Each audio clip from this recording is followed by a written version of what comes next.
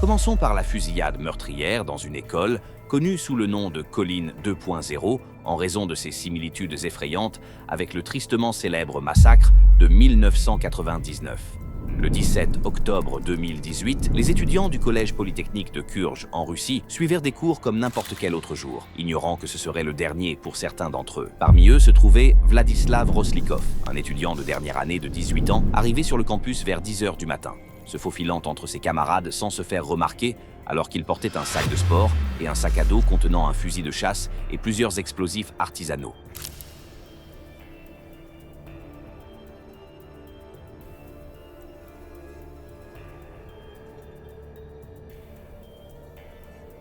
En passant par l'entrée arrière, il a habilement contourné les détecteurs de métaux et s'est dirigé directement vers la salle de bain, où il a caché son sac de sport dans une cabine. Il a ensuite mis en œuvre son plan directeur qui allait aboutir à une tragédie de masse.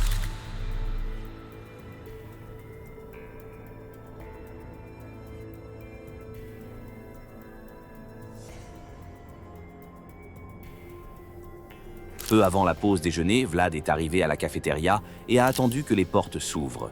Il a vérifié à plusieurs reprises l'heure sur son téléphone, indiquant qu'il suivait anxieusement le temps en attendant. Lorsqu'il en eut l'occasion, il entra et plaça son sac à dos contenant une grosse bombe à clous sous la table. La cafétéria commença rapidement à se remplir alors qu'il retournait aux toilettes. Et malheureusement, personne n'a remarqué le sac à dos abandonné avant qu'il ne soit trop tard.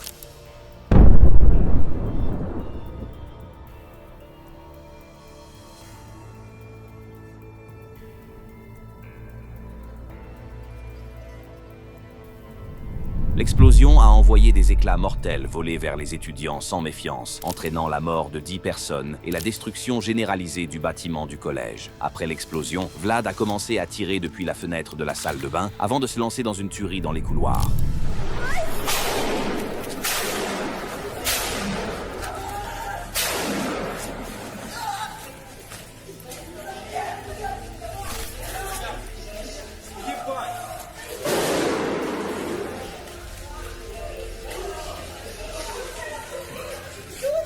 Нахуй там загнулось нахуй. Что там, блядь, там загнулось? Тут такой нафиг. С окна, знаешь, чтобы стекла полетели. Блядь, надо позвонить, ебать, узнать, чей это тело. Может, не трогать? Кто-то съебал? Подойди, там может помощь нужна!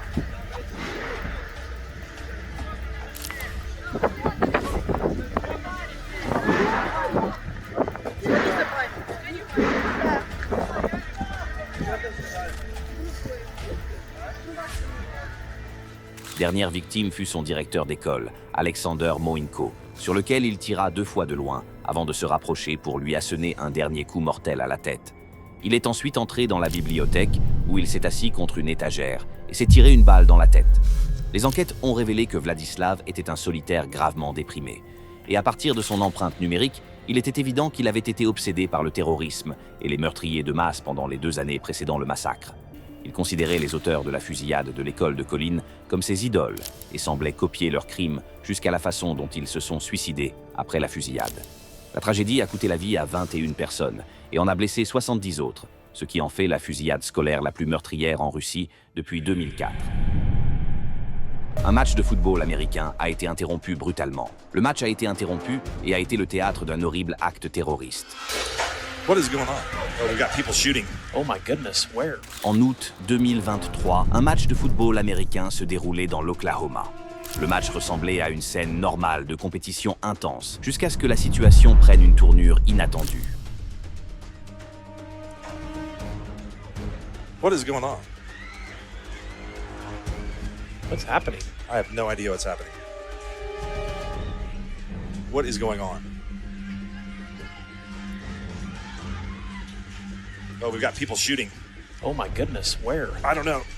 People are down on the field. That's crazy. Oh, man. La diffusion en direct a capturé le moment où plusieurs coups de feu ont résonné dans le stade, obligeant les joueurs et les spectateurs à courir pour sauver leur vie. La police a déterminé que la fusillade avait commencé du côté des visiteurs du stade, déclenchée par une violente bagarre qui avait dégénéré. Ne voulant pas que le coupable s'échappe, les policiers ont immédiatement commencé à fouiller la zone, à la recherche de toute personne suspecte.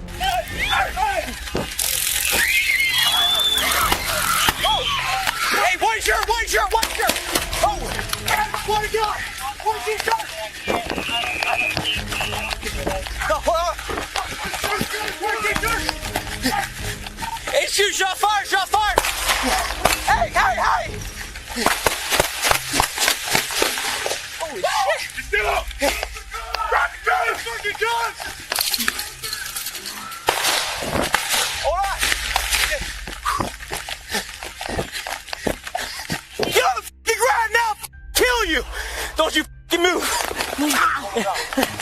Got it? Grab him. Got him? Yeah.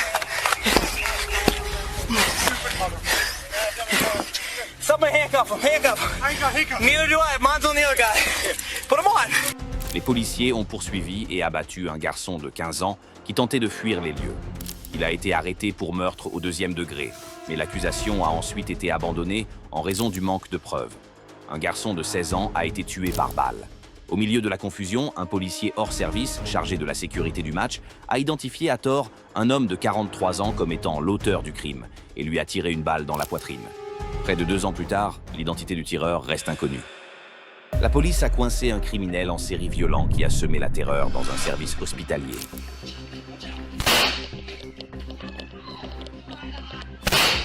Le 22 octobre 2022, Nester Oswaldo Hernandez, 30 ans, est arrivé au service maternel du Methodist Dallas Medical Center à Dallas, au Texas, pour rendre visite à sa petite amie, Selena Aftoro, qui venait de donner naissance à leur enfant. Les images de vidéosurveillance montrent le moment où Hernandez est entré dans le bâtiment avec une bière à la main, un signe inquiétant qui laisse penser qu'il aurait pu être en état d'ébriété. Il s'est dirigé directement vers la chambre de Selena, et ce qui aurait dû être un beau moment d'un parent rencontrant son enfant s'est avéré être une horrible scène de meurtre. En entrant dans la pièce, Hernandez aurait accusé Selena d'infidélité et l'aurait frappée à plusieurs reprises avec son pistolet lorsqu'elle a essayé de nier les faits. Alors qu'il menaçait de la tuer avec une arme à feu, un travailleur social est entré dans la pièce. Ce qui s'est passé ensuite était vraiment choquant.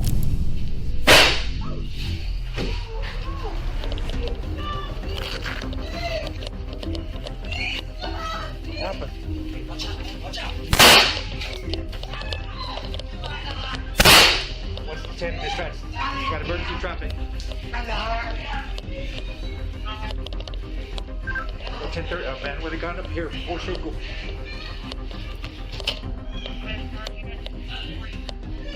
DPD. We need him out here quick. Hernandez a tiré sur l'assistante sociale qui était entrée dans la pièce et quelques secondes plus tard a mortellement abattu une infirmière qui était allée enquêter sur le bruit. Heureusement, un sergent était présent dans la salle et a immédiatement appelé des renforts. Go ahead.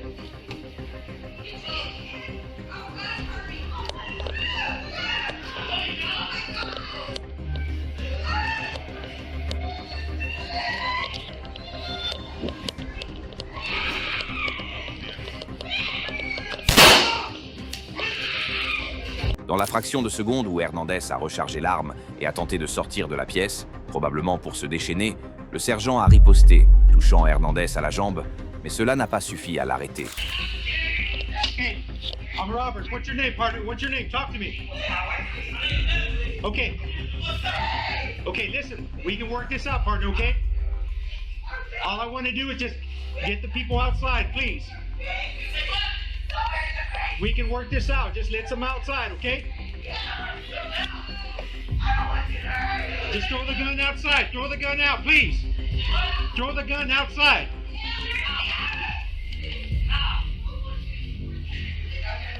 Partner, listen to me, man, please. Let them outside. Partner, please, man, just do me a favor. Let them outside, please. Let them outside, please. That's all I'm asking. Les policiers ont tenté de négocier avec Hernandez pour qu'il sorte de la pièce et rende son arme, mais il a refusé d'obtempérer. Pendant tout ce temps, la petite amie d'Hernandez criait à la police de ne pas lui tirer dessus. Let them outside, please, partner. Partner, we can work this, man. Come on, work with us. Work with us. Work.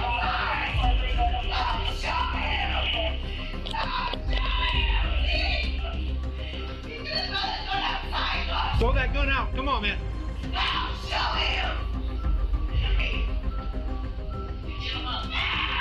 Hands up in the air, Victor. Come on. Throw the gun out. I give you my word. He ain't got nothing in his hands. Okay. Ce n'est qu'après que les officiers ont complètement encerclé la pièce et qu'Hernandez a réalisé qu'il n'avait aucun moyen de s'échapper qu'il s'est rendu. Does he no more gun in his hand?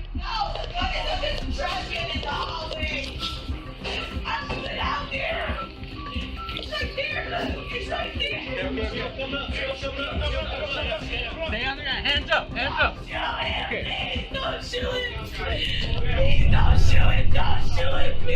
En raison du retard pris dans la désescalade de la prise d'otage, les 13 précieuses minutes qui auraient pu être utilisées pour sauver les deux victimes ont été gaspillées, entraînant leur disparition tragique.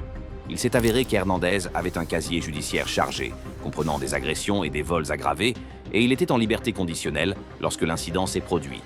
Il a été reconnu coupable de meurtre capital et condamné à la prison à vie sans possibilité de libération conditionnelle.